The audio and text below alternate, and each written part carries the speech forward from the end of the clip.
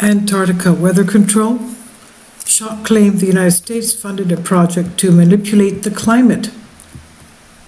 Callum Hoare of Express UK reports U.S. government funded a project known as Camp Sky High, and they did this to investigate the aurora effects of the Arctic and Antarctic, but conspiracy theorists are convinced its true purpose was far more sinister.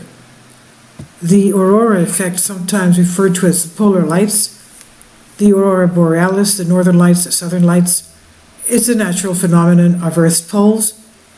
It's produced when the Earth's magnetosphere is disturbed by the solar wind particles following the form of electrons, protons in the upper atmosphere due to Earth's magnetic field. In '59, the United States program, Antarctic program, was founded, well, it was much before that, they even had bases before that, and 2 years later, Project Sky High was run by the U.S. Geological Survey. The USGS is down there as well, alongside the U.S. Navy in Palmer Land in Antarctica. The purpose of this project, Sky High, was to be a conjugate point to carry simultaneous measurements of the Earth's magnetic field together with another base located in the Northern Hemisphere site in Quebec, Canada. But Aaron and Melissa Dykes put forward an alternative theory on their YouTube channel titled The Real Secrets Hidden in Antarctica. And under their own investigations of the program, they claim it was actually started to study the possibility of manipulating the weather. They suggested in 2017 that controlling the weather is something the U.S. Navy has always had an interest in. Quote, that is why they established Camp Sky High, the first upper atmosphere station in Antarctica. It carries miles of spread out wire across the ice and said to stimulate artificial aurora effects and reciprocate with its site back in Quebec, Canada. Journalist William Buckley visited South Pole and remarked that it's used for weather control after interacting with scientists studying dynamics of the Earth's core, as well as geomagnetic effects on the weather. And Dyke also explained how Harry Wexler, the chief scientist for U.S. expeditions to the South Pole at that time, was also very interested in weather manipulation. They said Harry Wexler was the man behind the plan to bombard the ionosphere with nuclear weapons during the 1958 Project Argus. In his article, William Buckley Jr. wrote, McMurdo Station, Antarctica. I am not very good at science, but I will not pretend to know what I'm talking about. But that should not prevent me from calling to your attention the Antarctic, where fascinating things are happening under the aegis of a little-known treaty among a dozen nations, which incredibly was also signed by, okay, that's it. And it goes on by 200 feet, which means that the first 28 stories of the Empire State Building would be, well, useless. The ice in Antarctica is a deposit of 90% of fresh water supply of the Earth. Okay, so now here he says ocean water absorbs 90% of the sun's heat, snow and ice reflect 85%. Going on now with this, what was stated in the YouTube video, the intention was to create an artificial aurora effects hundreds of miles away, close, that is, to the North Pole. Advances in understanding the electromagnetic shield that protects the planet led to military advancements in manipulating the weather, and the U.S. Navy confirms after Project Argus they could black out satellite and radio communications with high-altitude explosions, creating an EMP. What were their plans at the South Pole? End quote. So also the explanation, the reveal went on to say that Wexler's activity researched the possibility of manipulating the Earth's climate using radiation. And the clip says, bombs could thaw the pole. When serious proposals for large-scale modification are advanced, as they inevitably will be, the full resource of general circulation edge computational meteorologists must be bear in predicting results. This is what Wexler, Director of Meteorological Research, Weather Bureau in Washington, D.C., said why his own theory of how to eliminate. Now, Dykes continues to say in his Wexler's papers, he had detailed specific designs for planetary scale manipulation using long and short-term radiation. He was interested in reducing worldwide climate change. Another plan included setting off enough hydrogen bombs in the Arctic Circle to melt the ice and increase the Earth's temperature. Now, why would he want to do that? That's my question. And they go on to say, or alternatively, he proposed launching powder into an equatorial orbit to shade the Earth like Saturn and decrease the temperature, end quote. Now, my question was always how all these stations, it's so freezing there, they need heat. Otherwise, of course, they die in a couple of minutes. But with all these thousands of people living there and studying there, cooking, supplying their food, communications, everything, they need a tremendous amount of energy there. And I was looking this up. Well, one very strange article on life support providing heat and power in Antarctica having to do with the British Antarctic Survey. This is an article from December 2016, but nevertheless, they state how important it is that they have proper weather and everything is, otherwise, they'll freeze to death and they have to keep their water and sanitation services working all the time, their heat supplies, their power, their water, everything, their food, their mission. And they state that they have what's called a hydrothermal, not a hydrothermal, they're using a waterfall for a hydro plant. And they say that this area, they can only get about 75% of their energy during the winter and about 90-something during the summer. But that's strange. I didn't even know there were areas where they can have flowing water. It's a unique environment, technologies can work in. Okay, that's wonderful. I don't understand where the water is coming from. There's no map of it here, and I really don't understand what he's talking about. But going to another article on the conversation, this has to do with remembering Antarctica's nuclear past with Nuki Poo.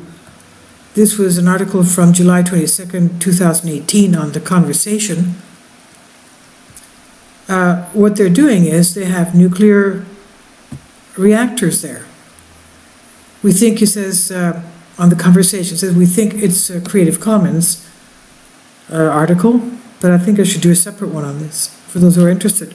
We think Antarctica is a place to protect, it's pristine, remote, untouched, less isolated from the world, but it was not always this way. Between 1961 and 72, McMurdo Station, which is the American station, was home to Antarctica's first and only portable nuclear reactor, known as PM3A or Nuki Poo. The little-known story of Nuki Poo offers a useful lens through which to examine two ways of valuing the far south as a place to develop or a place to protect. And she goes into the story of the Nuki Poo, exciting solution for both the world's energy and social problems. The Antarctic Treaty signed 1959, designating Antarctica's place for international scientific cooperation.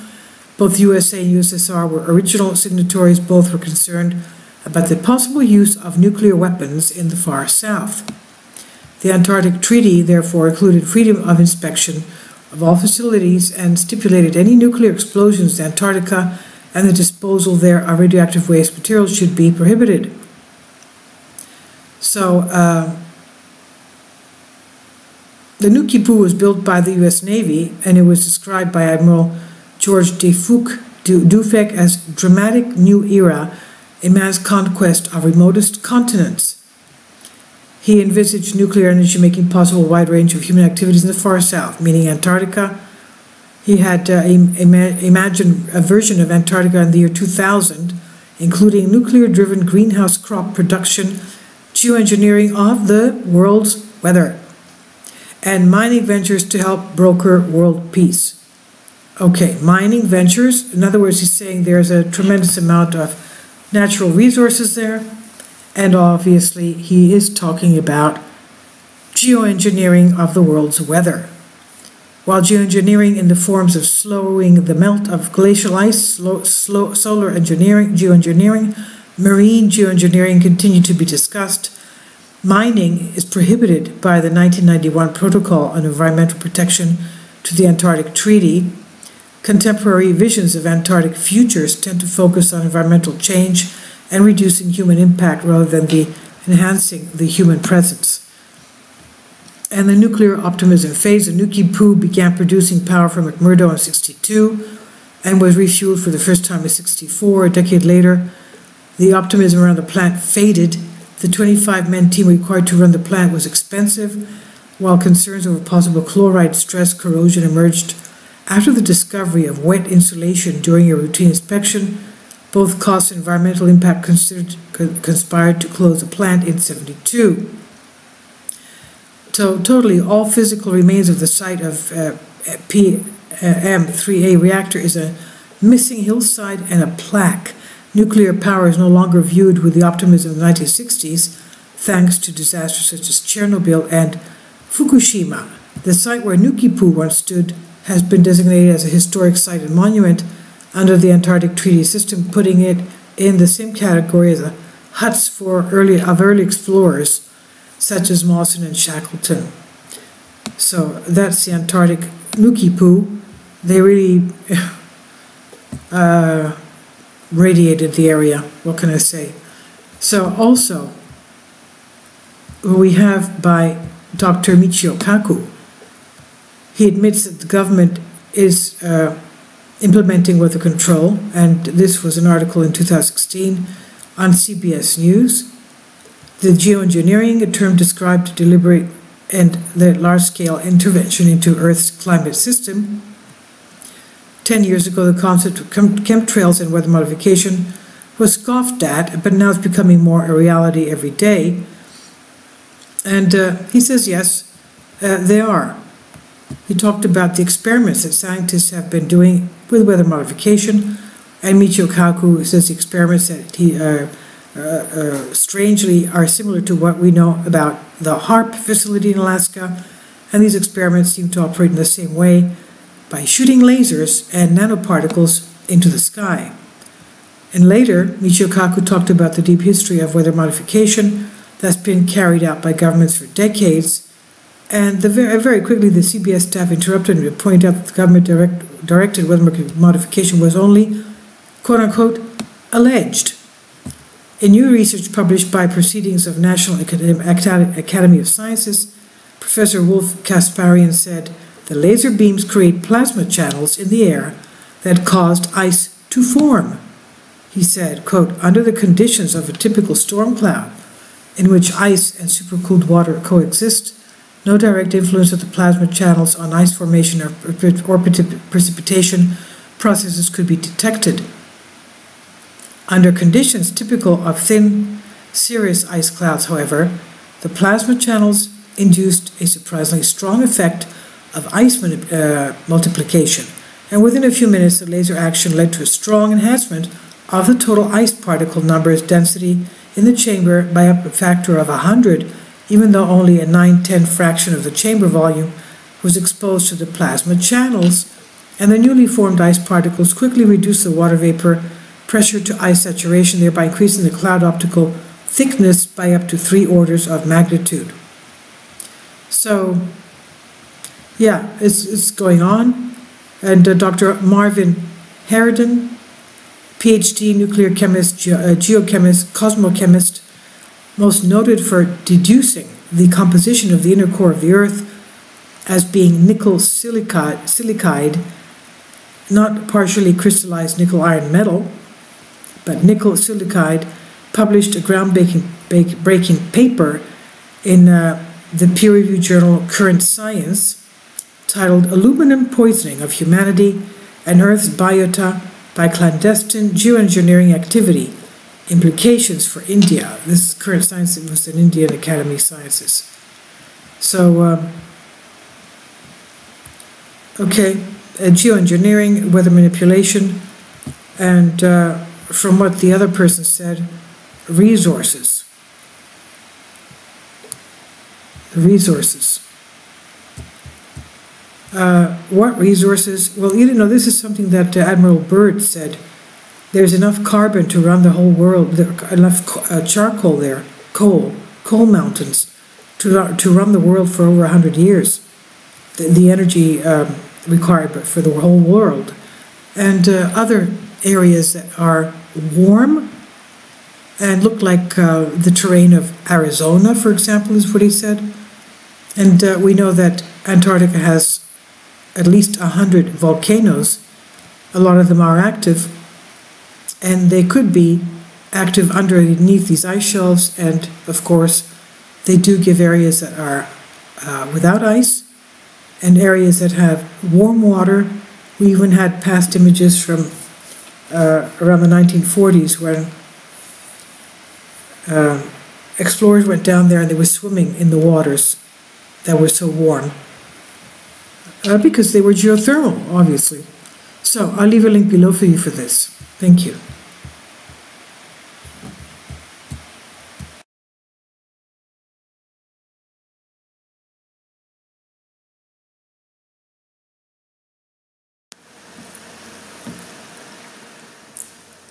If you'd like to join me on my Patreon account, you will hear content not covered by mainstream media. These riveting stories will be based on my research, and I will state my opinions and give my personal insight on diverse and controversial subjects and world events not covered by mainstream media, and not supported by YouTube guidelines. So whatever I have on my Patreon, most of those will not be on my YouTube channel. Please consider becoming a member today. More of the most significant and important videos will be on my Patreon channel. Your support helps me to continue my research and keeps this YouTube channel alive. And we depend on your support, your generous charity, because we help economically challenged families here in Athens, Greece, in Kapota, and we also help the young generation with university tuition and the community around our church. Thank you.